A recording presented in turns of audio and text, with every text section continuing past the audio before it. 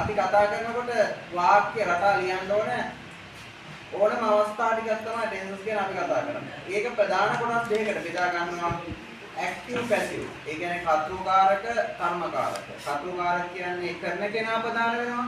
කර්මකාරක කියන්නේ කරන කෙනාටයි ඒ දේ කරන්නේ. එතකොට කර්තෘකාරකයෙන් අපි ප්‍රධාන වශයෙන් වාක්‍ය 12ක් ලියනවා. කර්මකාරකයෙන් අපි ලියන ප්‍රධාන වශයෙන් වාක්‍ය 8යි. මේ 8යි 12යි එකතු වුණාම ටෙන්සස් කියන 20 හැදෙනවා.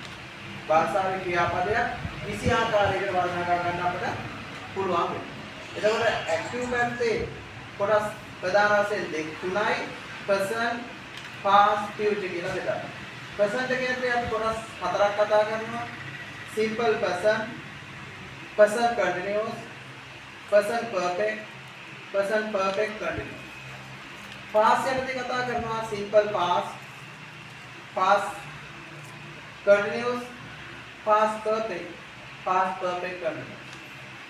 future යනදී කතා කරනවා simple future, future continuous, future perfect, future perfect continuous. මෙන්න මේ අවස්ථාවල අනුව ක්‍රියාපදයේ එක අවස්ථාවකට වෙනස් වෙනවා. තේරුම එකින් එකට වෙනස් වෙනවා. එතකොට වාක්‍ය 12ක් ඇදෙනවා කර්තෘකාරකයේ. අපි මේ ටික ඊට කලින් කතා කරලා තියෙනවා. අද අපි මෙතනින් කතා කරන්නේ යන්නේ පැසිව් ගැන. පැසිව් හරිම ලේසි. කියන්නේ පැසිව් ලියන්න කියපුවම අමාරුයි, කතා කරන්න කියම හරි අමාරුයි කියලා කියනවා. ඒ වුණාට භාෂාවේ ලේසිම පැසිව්.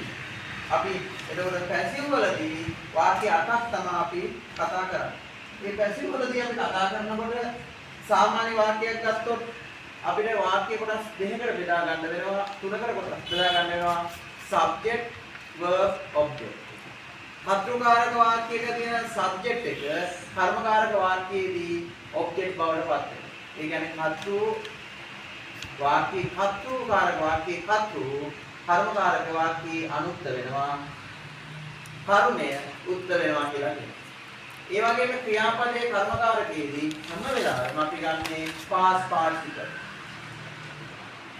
එතකොට හරිම ලේසි කර්මකාරකේ අද අපි මෙතනින් පටන් ගන්නෙ කර්මකාරකේ කතා කරන්නේ විතරයි.